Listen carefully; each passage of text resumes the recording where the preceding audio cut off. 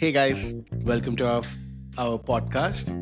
It's called Ground Controls to Major Nerds, and we are here to talk about aerospace related topics, anything to do with aviation, things that are ongoing in the world right now in terms of aerospace. And we just here hanging out as three friends who are into aerospace, who have done their academics in aerospace, and trying to come in front of the world to see what we can discuss about. And yep, there are many podcasts out there, but I guess we would like to be a little bit different, be a little bit quirky, a little bit more, uh, you know, Prepared. unprepared. No, we're not unprepared. We're just going to be Extempo. doing extempo. Yeah, we're just going to be on the beat, off the cuff. Yeah, exactly, Parvesh. Like, I guess, this is a good time to introduce our, other two fellow hosts. Yeah, sure. You can say that if you want to, but we have Ashwini, who is actually also another fellow aerospace engineer who had studied with me at Riddle during my master's time. And also, he is right now into drone development in India and doing some really cool stuff with the military and also the civilian side of drones. So that's the expertise he brings in. But at the same time, he's a fellow aerospace engineer, so he's got a lot of information to partake in these discussions. So yeah. And the other co-host that we have is Parvesh. Hi, He's another I'm aerospace Parvesh. engineer, and he also was with me when I was doing my master's at Riddle. So another aerospace engineer is working on, I think, MROs right now, right, Parvesh? Now you've transitioned into business analytics and those kind of roles. But yeah, so I would like you guys to introduce yourselves, and I'll try to chip in whenever I can. So first, yeah, Parvesh, you want to start off? Yeah, sure. So I'm Parvesh. I'm an aerospace engineer. I've studied aerospace engineering masters, but currently I'm working as a business analyst for an aerospace company. And I'm also the resident anime and gaming expert. Right. So there you go, guys. We are off the hook, like with the quirkiness already. So that's Parvesh for you guys. And now the second co-host, Ashwini. So yeah, my name is Ashwini. I am also an aerospace engineer. I am working in a defense manufacturing company in Mumbai in India. Uh, I love the concept of drone and counter drone development and its applications not only in the field of defense but also in civilian applications. And personally, I am addicted to 3D printing. I love designing and gifting people 3D printed stuff. I never got any gifts, by the way, FYI. Shipping Yeah. to What the your hell? address is too expensive. Okay, I guess. Send it in the rain. Okay, no. Yeah. So I guess that leaves me. My name is Sri. I'm an avionics systems engineer and also soon to be an architect in one of the aviation fields. And I bring over a decade of experience from the aerospace industry here in America. So worked in multiple companies, Gulfstream and Collins to name a few. And yeah, I'll be bringing in that to this podcast.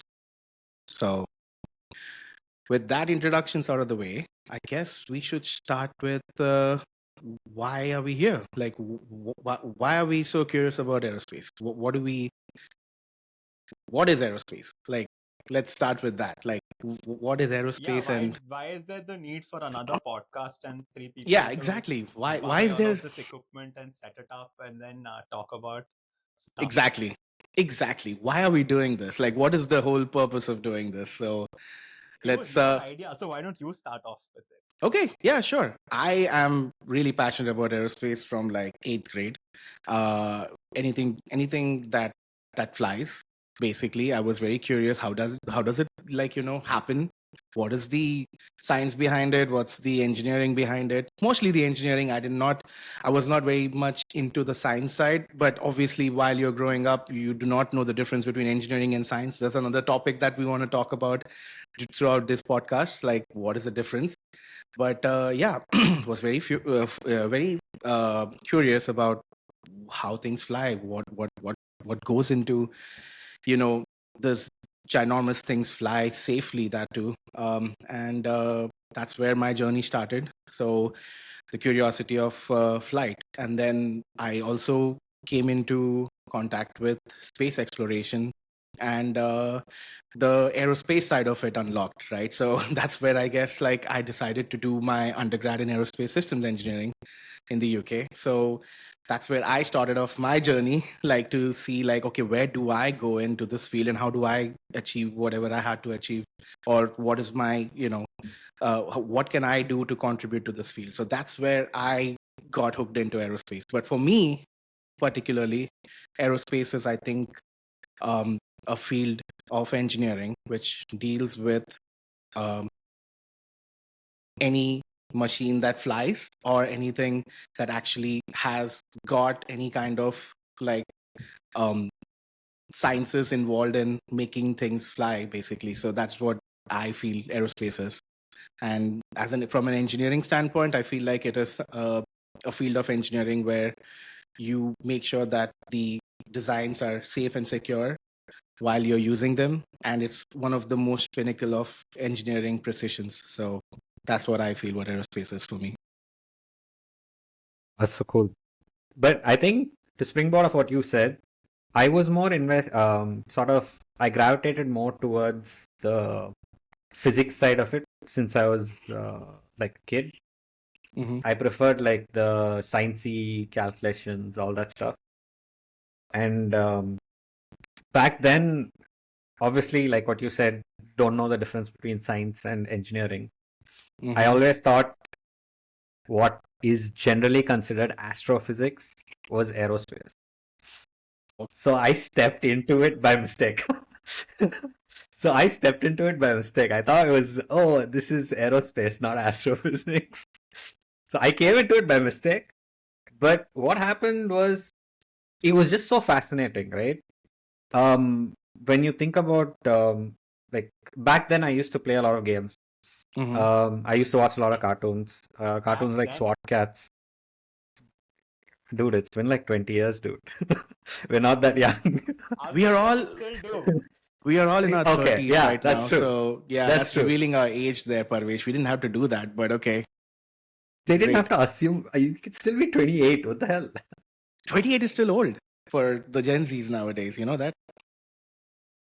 Okay. All right, go on. So Sorry. back then, we were watching like cartoons like SWAT Cats, right? And you'd see like these cool flying jets that go like super fast. And it's always been like, oh, like, what if I was in one of those? How would it feel? Like, can I make something like that? Right? And then back then, like little later after that, there was a game called Mass Effect. I don't know if you guys have played it. It's basically like a game where you're a space exploration dude, right? So you're going to different planets. You're seeing alien races, things like that. That was so fascinating. Like I really wanted to see if I can make that happen in my generation, like, or at least lay the seeds for it to happen in the future. To see like, okay, someday in the future, humans can be like across the universe, different galaxies, like going from one planet to another, jumping planets. That's what I wanted. That's cool. We know how this is going right now. No.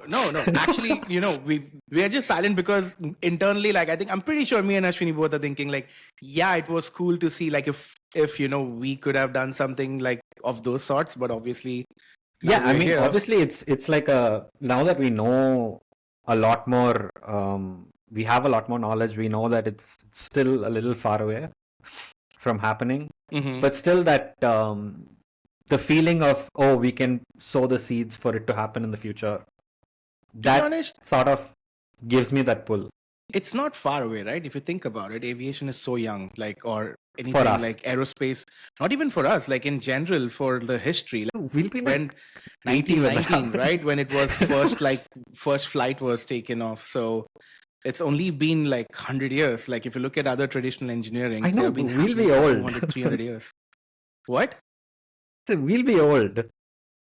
Yeah, we'll be old, but I'm just saying the that's what I'm saying. acceleration. But the acceleration from 1919 or 1920, when I might be wrong with the dates, but from then till now, the achievements that aerospace has That's done, true. it's Yeah, been really absolutely. quick and fast. And Mhm. that's something which people forget. Like, yes, we are still living in the 1980s technology of flying, but we did accelerate through really quickly. Going to the moon in the 1969, like that was crazy from the time the first flight was taken off.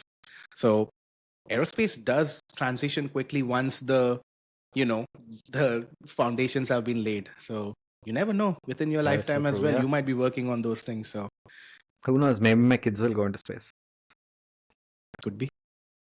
The All right, only reason why I was smiling when Parvesh was talking about games, I realized I should have played slightly different games because I was playing Galaga, which involved Wow. a spaceship shooting at other stuff. And I Mm-hmm. realize now that is why I'm working in defense. If I was working and playing Mass Effect, I would probably end up making a living doing something related to space exploration. So, Mm, kids true. don't play destructive games. Yeah, I guess. But But it's required. It's required. right, right. Aerospace, yeah, it's required. But again, like Ashwini, like circling back to you, what do you think aerospace is for you? Uh, it might be a little arrogant for me to say this, but I personally believe that aerospace is the coolest engineering that's there. And again, it'll sound very arrogant to say that I believe it's probably the pinnacle of engineering for humankind in general. And I'll get to why I feel this. I'll just uh, to keep in line with what you guys were saying. I'll tell you about how and why I got into this. And for me, it was fear. I remember being a small kid. The first time I traveled in an airplane was from Calcutta to Bombay. This was probably when I was 4 or 5, and I remember this was the time when you used to still walk to the airplanes. And I just remember walking from the terminal to the actual aircraft and being terrified of this giant metallic beast, which was extremely loud. And I just saw people disappearing into it. I could not comprehend what was going on. And I was terrified of why my mother was so happy that, oh, we're all going to go on this flight, on this journey. I thought I was going to die. And I remember sitting on the seat next to a stranger. And when the aircraft started running down the runway to take off, I knew I was dead. And I grabbed onto the stranger. And I don't remember the rest of the flight, but Mm-hmm. I was terrified basically. And the one thing that I've learned about myself is when I'm terrified of something, I do everything to learn about it, which is why I know a lot about snakes. And so basically, being obsessive with stuff that I'm terrified of, I reach into encyclopedias, this entire set of encyclopedias that's available, and I start reading about airplanes. I start reading about satellites. I start reading about spaceships, and so this thing fascinates me. It terrifies me, but it also fascinates me. And since then, I'm like, airplanes are cool. Now, the house that I used to live in Mumbai at the time had a very good view of approach and takeoff from the airport. So I used to head to the terrace with my brother and often see airplanes coming into land and taking off. It is not a surprise that he's gone and become a pilot, and I have become an aerospace engineer. But it was a good time, and we got into stuff that we used to like, and so that is how essentially it started off with fear. But at the same time, moving ahead, I remember being in school and participating in aero modeling competitions where we used to make fighter planes out of a balsa wood. That was an excellent experience, and that really piqued my interest in the designing aspect of anything that flies. and that is what made me pursue like an undergrad in mechanical engineering. I really wanted to see, like what Parvesh said, what is the physics behind flight. And after that, I still remember really getting into the whole concept of drones. At the time, obviously, it was not drones what we know as drones today. It was more of RC modeling and RC flying.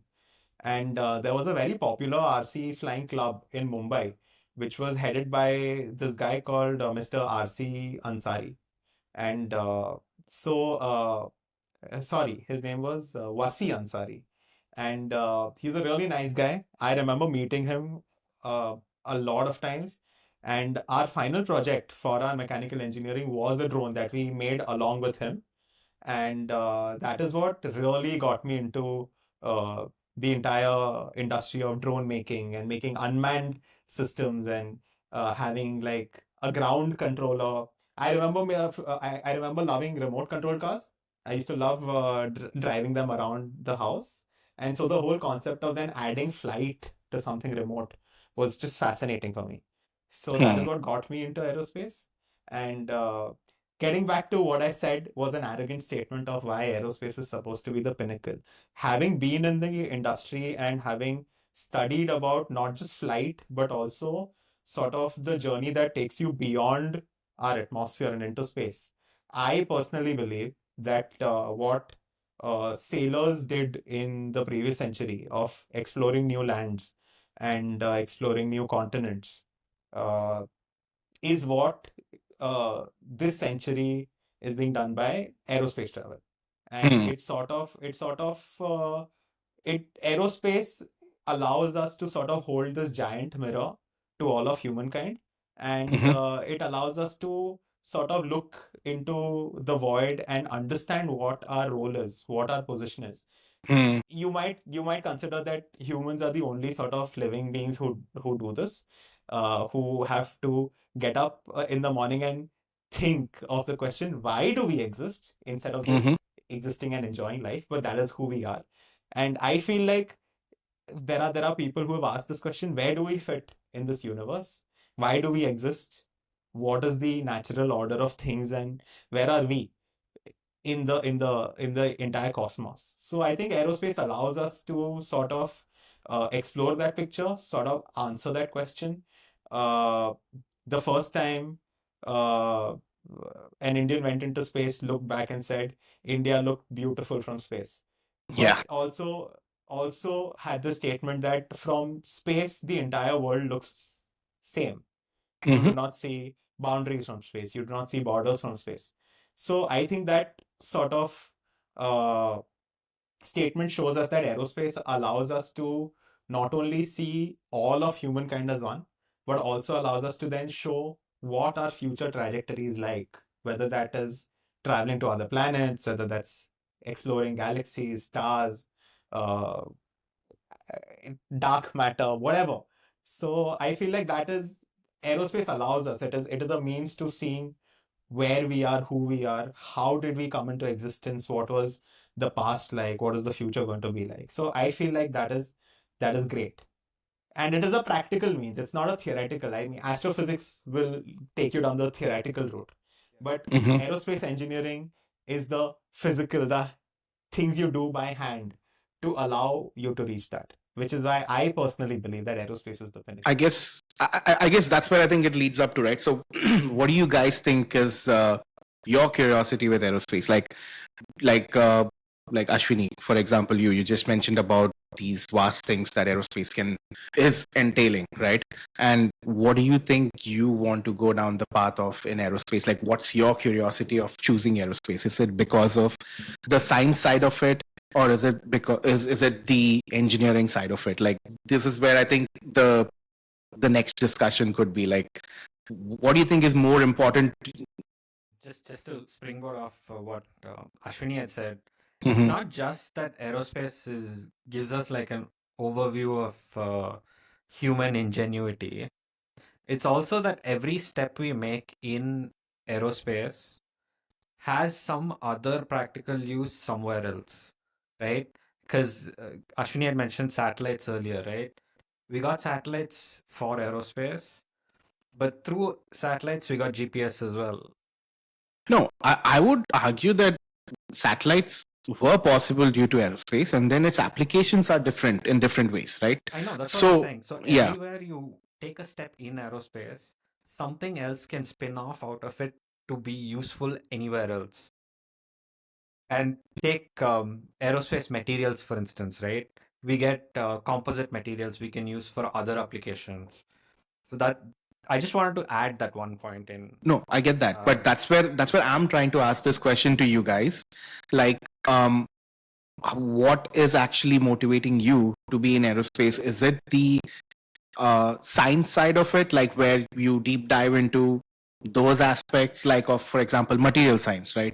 Like, do you deep dive into that to, like, understand more in detail about, those aspects of aerospace, or is it more about you trying to innovate to help aerospace get there to those other spin-offs as we talk about or discuss about? For me, I guess it's more conceptual. Like I find figuring out stuff a lot more interesting. I like calculating stuff, thinking about why something is possible, right? If Mm-hmm. you see, my um, major was in combustion and propulsion. So I like the fact that for hypersonics, you had to consider molecules hitting the edges of the aircraft. You'd have to take that into consideration when you're flying out of the when you're flying in hypersonic flow. Incompressible flows, what equations you need to do, Bernoulli's principle, all that stuff fascinates me more. That's for me. But Ashwini, No, I still remember. So I'm completely opposite to Parvesh. I remember even when he was in college, this guy used to get excited by solving equations. He used Mm-hmm. to, for him, the idea of a good weekend was to prove LHS equals RHS. I I am not of that category. Okay. For me, the best feeling is when I'm able to make something and it works. Mm-hmm. Uh, Making yeah, you were things sitting on Simulink all weekend. right. Exactly. So for me, modeling, mechanical modeling, systems modeling, mathematical modeling, and simulation is amazing. And then making that into a physical representation of something that actually works in the physical world is the ultimate feeling. So Okay. even now, when we work on projects for work, my satisfaction is when we go to the field and flight test, or we do equipment testing, and we are able to hit all the goals that we sat on during the first meeting, and we decided that these are going to be our deliverables, and on the field we are actually able to tick those off. That is what makes me feel good. So I am purely an engineer. I do not Nice. like to think of theoretical issues, even Mm-hmm. though it's great to talk about. Yeah. And I love the entire theoretical discussion of aerospace engineering. And I know I wouldn't have a job if there was not smarter people making the theories. But I also believe that there is an entire section of engineers who have to get into the dirty work and actually make stuff so Yeah. that those theories can then be used in applications, right? So Yeah. for your question, that is what I believe in. I believe that making a product that is actually useful and is able to solve or alleviate an issue that we face. I think that Mm-hmm. is for me the ultimate happiness. So yeah, That's cool. Yeah. So I think that's where I was trying to get to. Like, aerospace is such a broad subject, right? So if you can think like this, like astronautics involved, there is aeronautics involved, there is like different aspects of like just that broad engineering that does more than just designing uh, things that fly, right? For me, I think aerospace has enabled me to understand that there is also an aspect of engineering that requires to be a jack of all, master of none. And that's where I think systems engineering comes in. And right. that's what fascinated me more than anything else in aerospace. And I think whenever traditionally people talk about systems engineers, they always look at the IT solutions as a systems engineer, like trying to be an admin of a server is a systems engineer. But I think systems engineer as a role is very, very interesting for me. And it also came from the space race days. Like it came from the space engineering side, where I think NASA famously quoted like failure is not an option. And that thing actually comes down to having proper systems engineering practices come in place. And those came in place because the big picture people were trying to rewrite how engineering is done. And that's where I think that fascinated me more into coming into aerospace, being a systems engineer, being a jack of all.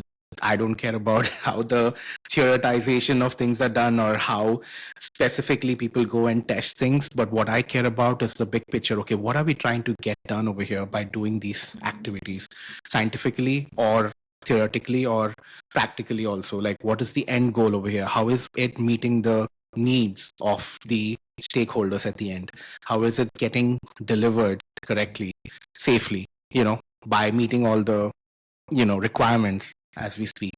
So that is where I come in, and that's what is my passion in aerospace, is to be the big picture person, try to initiate from start to end the whole thing. So yeah, It's kind of like this podcast, no? I do the theory, Ashwini is doing all the practical, you're doing all the work. kind of, yeah. You can say that. I'll be the one who'll be like trying to stop you when you're trying to go too much into theory, because sometimes it might not be necessary, right? So things like that. So I think that's where my role, like that's where I developed my role, and that's where I, went like, passionately into this field. So yeah. So sometimes I might say things on a very high level and might not like make sense now, but maybe like after 10 steps, you might see my picture too. So yeah, something like that. I just know Shrikant has told me off, like when we've been having our conversations, he's told me, Ashwini, it's not about the next idea that comes in or the next product that comes in. It's about the next certification that you do. And I have used this line, trust me, I've used this line in presentations with customers, and they just go like, yeah, this is so deep, it's not about the next product, because there are hundreds of startups that are coming up with ideas every day. But it's about what certifies, and what are things that authorities are okay with and they sign off on, and that is what is eventually going to fly. So I've completely used that line, and it impresses a lot of people. So yes, what Shrikant is saying is true. Certification and systems, all of this is very important, because at the end of the day, unless and until you have a sign from the authorities, your idea is not going to fly. Yeah. As I was mentioning, right? Failure is not an option. So how do you maintain that statement to be true in any project, right? You can let your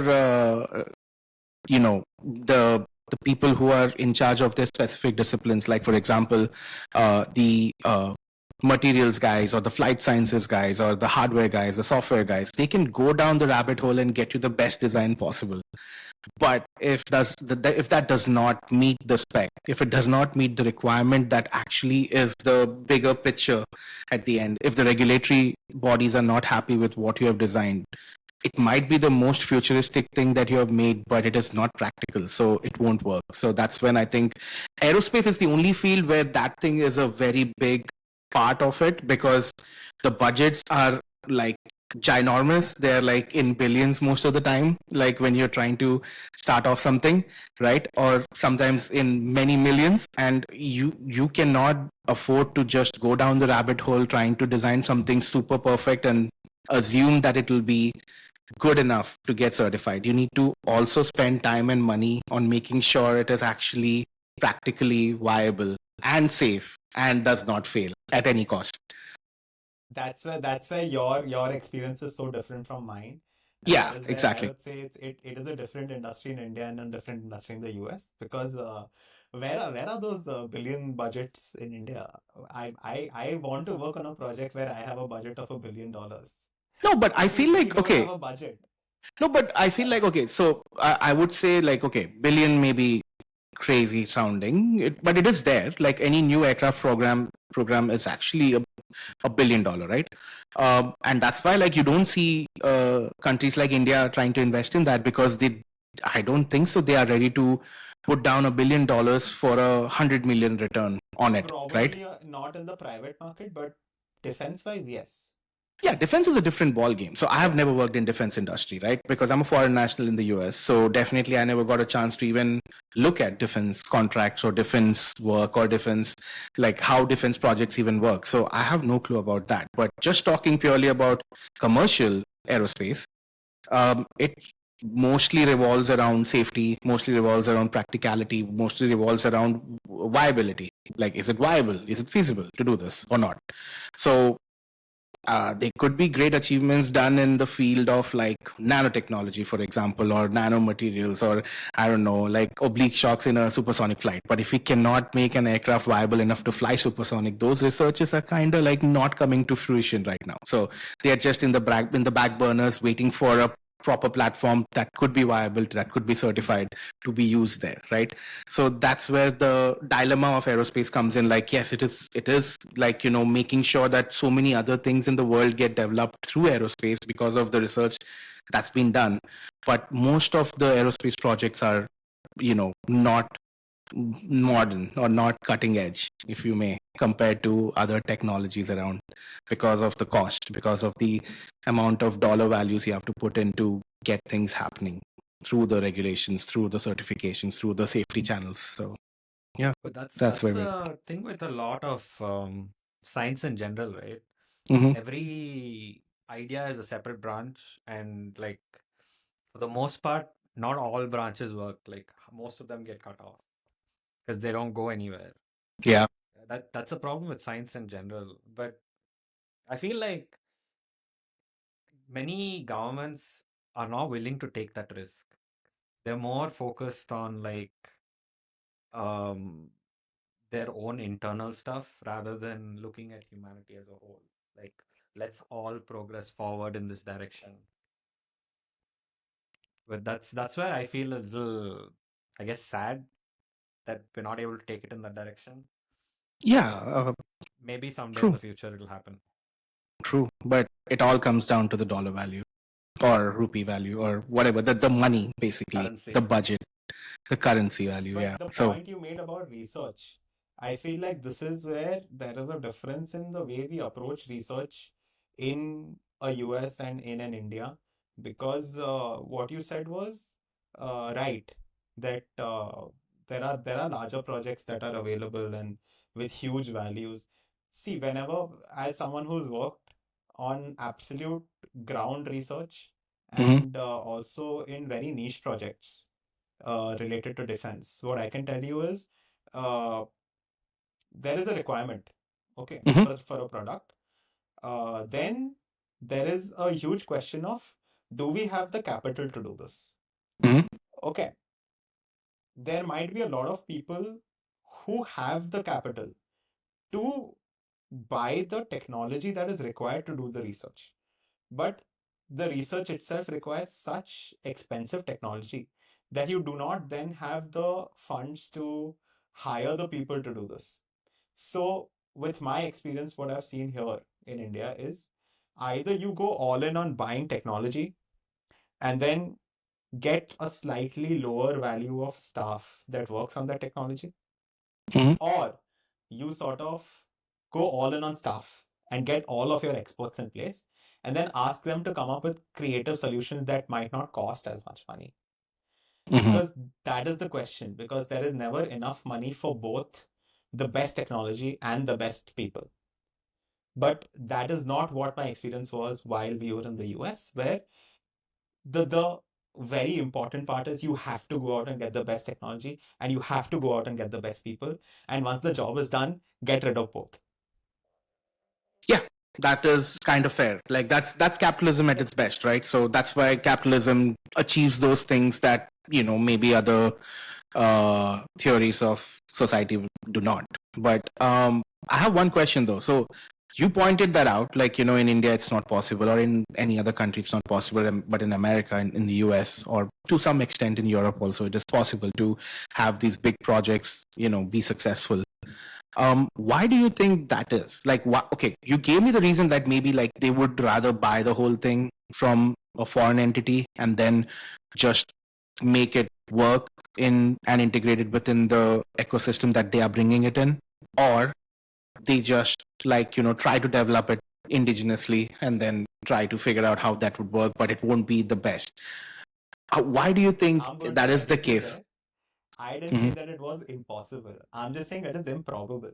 There is Okay. definitely an entire industry setup here, which Mm-hmm. is working on projects which are extremely laborious and extremely intensive when it comes to funds. We Okay. have companies who are private entities working on satellite launches. They are making private satellites, and Africa has come up as a huge market for these satellites. Got it. If you look at missile development, that is also being done by so many entities these days. So Mm-hmm. there has been a massive push by the government also, Mm-hmm. and in helping private industry out in uh, sort of structuring funds, and all of this is made possible these days.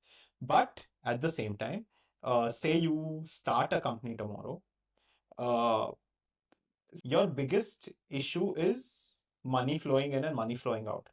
So my only point was that if you start a startup in the aerospace field, your end goal should be probably developing a product. The amount of funds that you will put in to develop that technology Mm-hmm. using tools, specialized tools, there is a lot of money spent in purchasing technology to make a product.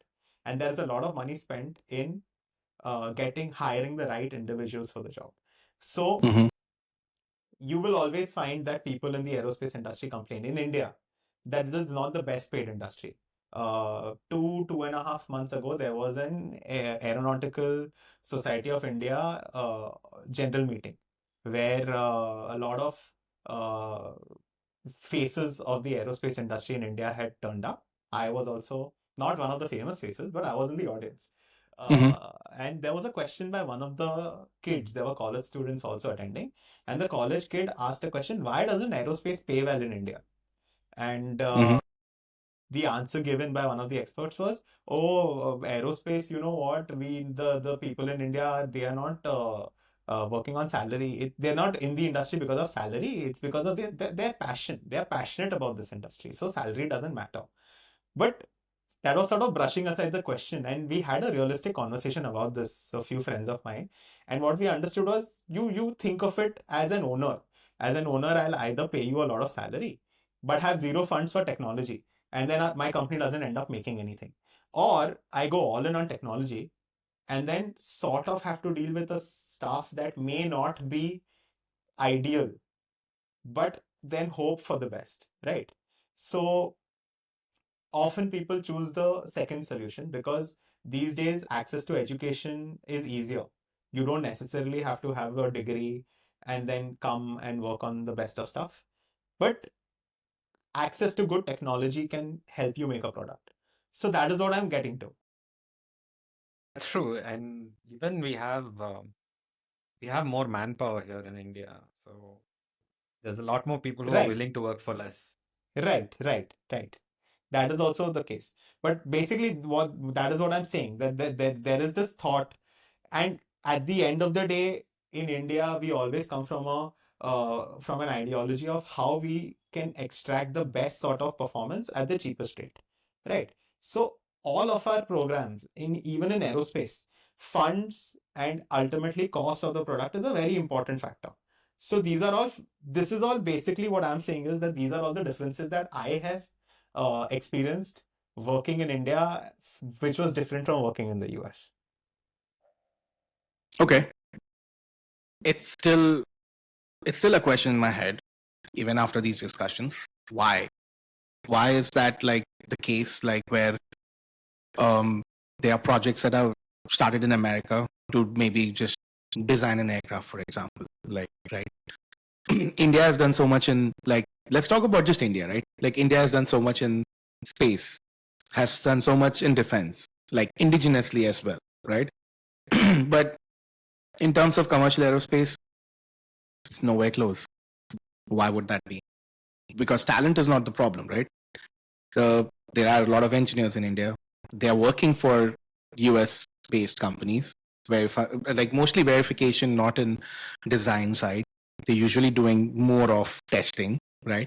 But still, there is talent. But there's, I think, only one answer why we're not capable enough yet to maybe start off a commercial aerospace company in India. And what is the answer according to you?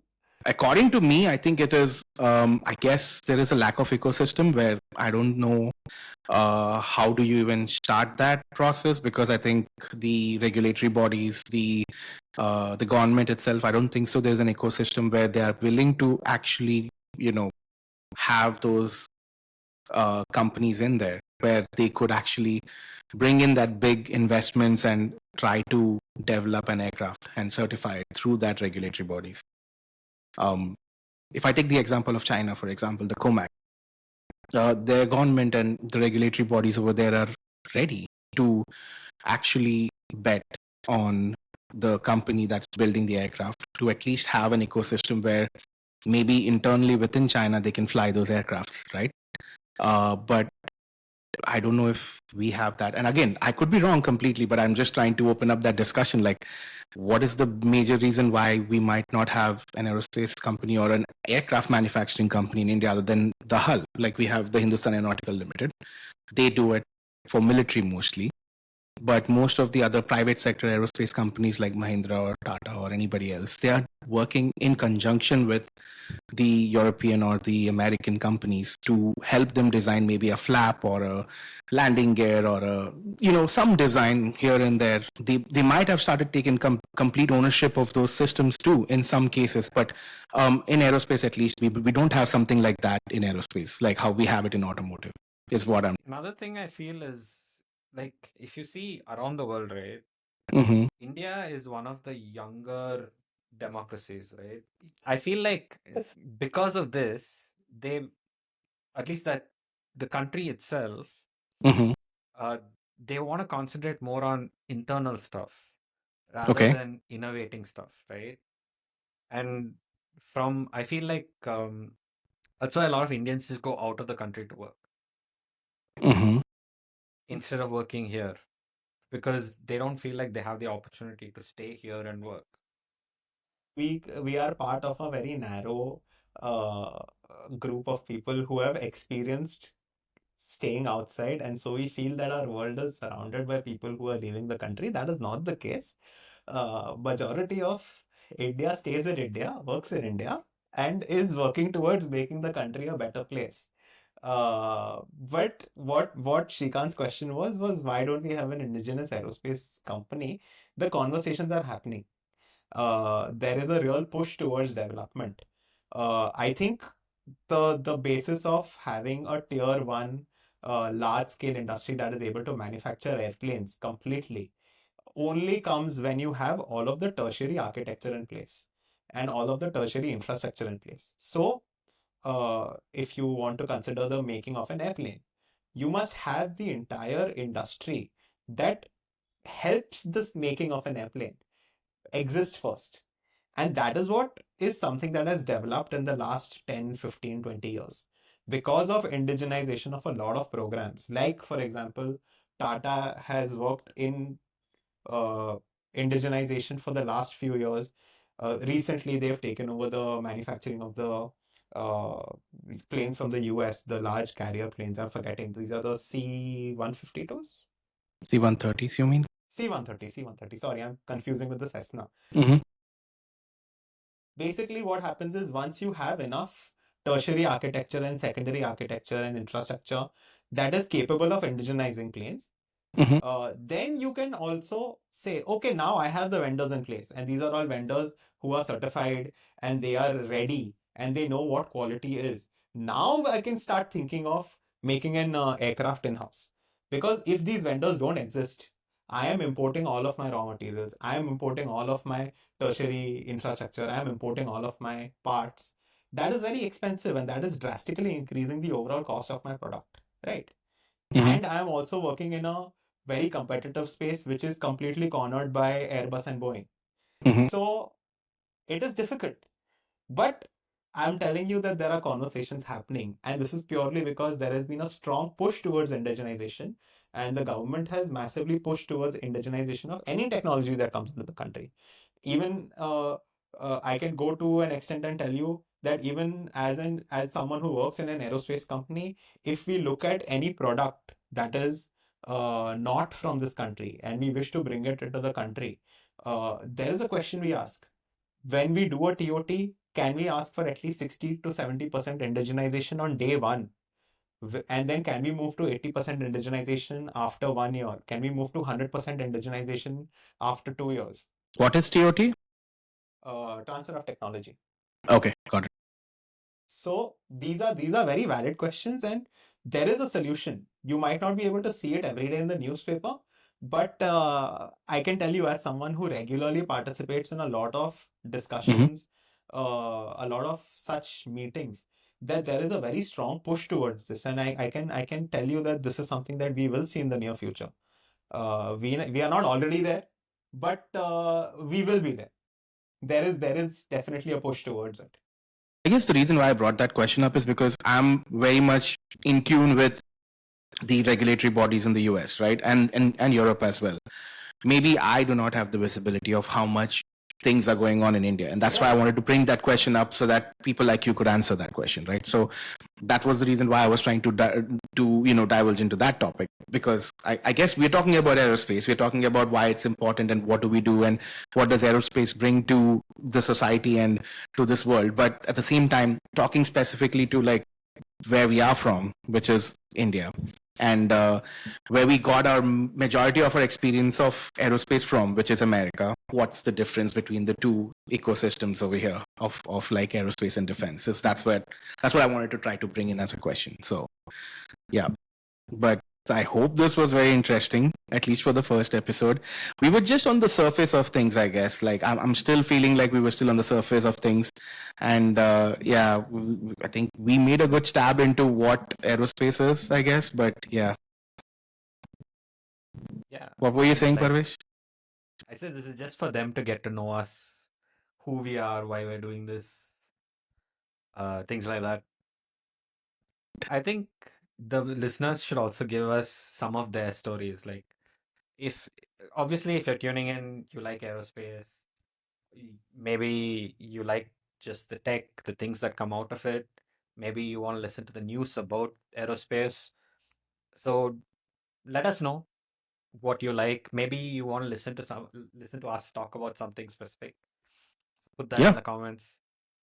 Yeah, give us your ideas, give us your opinions on like what we should be talking next about. We can talk about anything from like our journey in the US of doing a master's program in aerospace to like getting a job back home or in the US, and the immigration process, anything. Like we can have those kind of topics too, but like in the beginning, I guess we wanted to start off with just aerospace. What is it, and what does it mean to us, and what it means to the society. So hope you guys liked it. I guess definitely it's going to be on YouTube, it's going to be on Spotify, it's going to be on Apple Podcast, it's going to be on all the major podcasting platforms, specifically the Apple and Spotify for now. But definitely on YouTube, this whole video recorded episode is going to be on YouTube for sure. So like, share and subscribe, guys. We're gonna keep going. On that note, I guess do we have any teaser for the next episode, guys? What are we gonna talk about next? Like, what are we gonna dive into? Aviation or space? Which way? We can do space news as well, because there's a launch in a couple of days, right? So right. Yeah, May 29th. Only the second Indian to go into space. So yeah, we can talk about that. And won't you be around the launch area? Since I live in the Space Coast, yep, I will be trying to get some footage of the launch. Hopefully I get a good footage. Hopefully the weather is good. Hopefully it doesn't get cancelled. There's been thunderstorms in the area now. So hopefully on 29th of May, it's clear skies for us to record that and maybe put it in the after the episode, basically the footage of the launch. But also we're going to talk about why it took like 30 years or 40 years for a second Indian to go into space, and what does it mean to us. So, and also to Axiom Aerospace, which is what is doing it. So yep, we're going to talk more about that.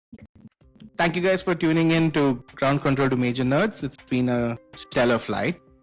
I hope you guys join next week for our second episode as we discussed about the launch that's coming on May 29th. This has been Ashwini, Parvesh, and myself, Shri.